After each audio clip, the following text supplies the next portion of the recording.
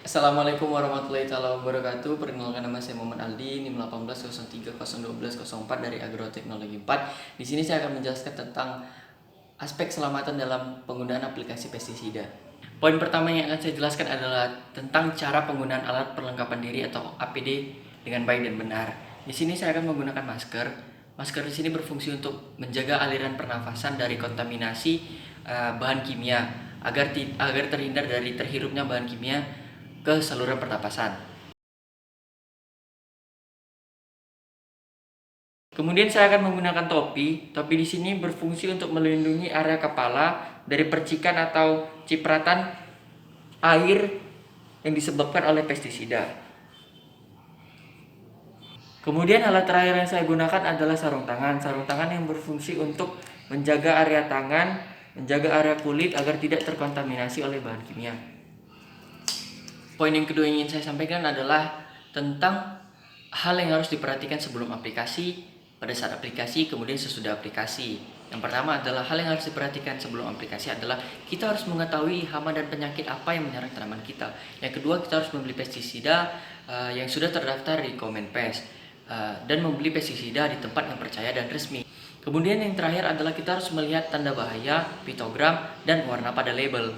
Kemudian poin yang kedua yang ingin saya sampaikan adalah tentang hal yang harus kita perhatikan pada saat aplikasi.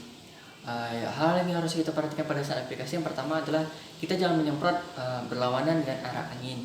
Kemudian kita harus menggunakan alat perlengkapan diri harus lengkap agar melindungi diri kita dari kontaminasi racun. Kemudian kita harus menggunakan sepatu bot dan pakaian yang berlengan panjang dan celana panjang. Kemudian yang terakhir adalah hal yang harus kita lakukan setelah melakukan aplikasi pestisida.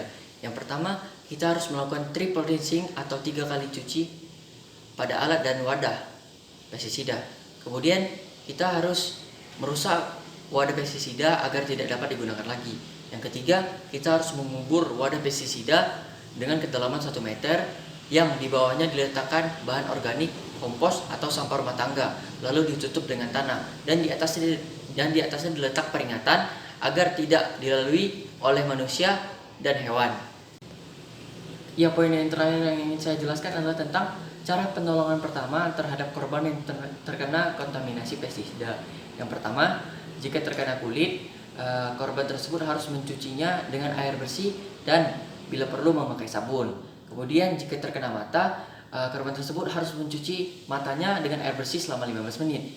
Kemudian jika terhirup, korban tersebut harus dibawa ke tempat yang segar untuk mendapatkan oksigen yang bersih atau dengan alat bantuan seperti tambahan oksigen. Kemudian jika tertelan dan korban tersebut masih sadar, suruhlah korban tersebut untuk memuntahkan pestisida hingga muntah tersebut berwarna jernih dan berilah air hangat pada korban.